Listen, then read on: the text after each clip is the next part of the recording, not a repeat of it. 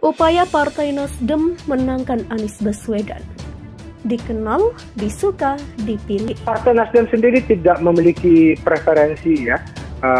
Kami serahkan pada Pak Anies dan itu juga kemudian menjadi ruang yang sangat terbuka dengan partai-partai koalisi ya. Disinilah kemudian seninya dalam bernegosiasi, disinilah kemudian ruang toleransi itu dibangun ya. Bagaimana kemudian musyawarah sama dengan partai-partai lain. Partai Nasdem, suka nggak suka, fakta sudah bicara bahwa mereka itu track recordnya nggak ada sedikit pun lah untuk Islam atau apa gitu. Bahkan berapa pengurus yang di sana atau sekarang mungkin jadi gubernur pernah dilaporkan polisi ya dalam kategori menghujat agama Islam. Dan dalam hal ini Demokrat, PKS, dan Nasdem itu perolehan kursinya beda tipis, 59, 54, 50 kursi. Jadi sangat mungkin cawapres yang ditentukan harus memenuhi kekurangan syarat teknis pencapresan. Yang kedua adalah elektabilitas. Jadi harus mampu mendongkrak, melengkapi kekurangan elektoral Mas Anies, terutama di Jawa Tengah dan Jawa Timur. Pasca mendeklarasikan Anies Baswedan sebagai Capres 2024, Partai Nasdem mulai menggencarkan kegiatan untuk menggelar sosialisasi. Wakil Ketua Umum Partai Nasdem Ahmad Ali menyebut ada rumus standar untuk memenangkan mantan Gubernur DKI Jakarta tersebut menjadi RI1. Ali mengatakan Anies mesti dikenal, disuka, baru kemudian publik memutuskan memilih. Secara fisik, kata dia, Anies sudah dikenal oleh mayoritas masyarakat, namun pekerjaan rumah Nasdem adalah memperkenalkan pikiran dan pribadi Anies. Dikenal, disuka, dipilih. Itu rumus standar. Kalau Nasdem ingin menangkan Anies, maka langkah yang dilakukan memperkenalkan Anies. Secara fisik, orang kenal Anies. Tapi sedikit orang yang mengenal pikiran, pribadi Anies, ini yang perlu dilebarkan untuk dikenal. Kata Ali saat dihubungi pada Senin 24 Oktober 2022. Ali mengatakan upaya memperkenalkan Anies ini bakal dijalankan bersama relawan, adapun jika koalisi sudah terbentuk, sosialisasi bakal turut digelar bersama mitra koalisi. Sementara itu, Ali menilai masih banyak orang yang menilai Anies sebagai sosok yang intoleran.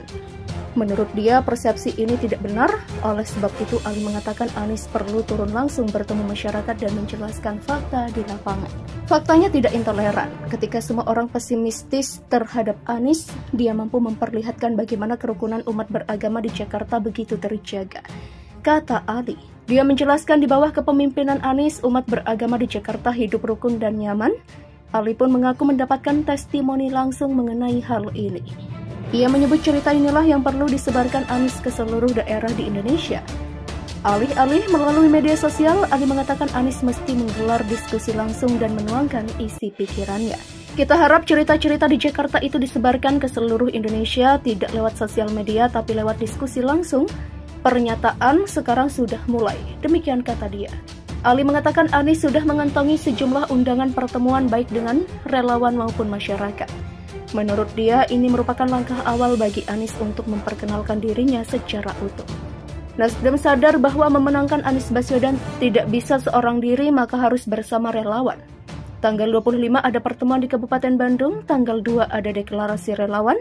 Undangan-undangan itu sedang dipenuhi oleh Anies, demikian ujarnya. Sementara di tempat lain, bakal calon presiden dari Partai Nasdem, Anies Baswedan mengajak relawan Go Anies membuat peta baru untuk Pilpres 2024. Sebab ia menilai Indonesia perlu membangun perasaan persatuan. Nah, ini semua sekarang dalam situasi di mana kita menuju sebuah fase baru tahun 2024. Saya mengajak kepada semuanya, lupakan peta 2019, kita buat peta baru untuk 2024.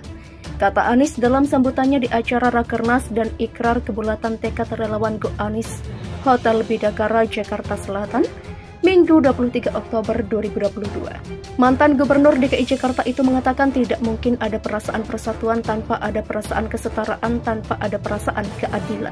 Sulit membangun kesetaraan, sulit membangun persatuan dalam ketimpangan. Bisakah? Rasanya enggak mungkin, karena itulah mengapa ke depan kita harus ikhtiarkan. Demikian ujarnya. Menurutnya perlu ada perbaikan untuk sukses di 2024, yaitu dengan melibatkan seluruh elemen, sebab seluruh warga Indonesia memiliki tanggung jawab yang sama. Jangan terbawa dengan peta lama, buat peta yang baru. Sekarang semuanya adalah sesama warga di Indonesia, Semua punya tanggung jawab yang sama, jangkau semua, libatkan semua.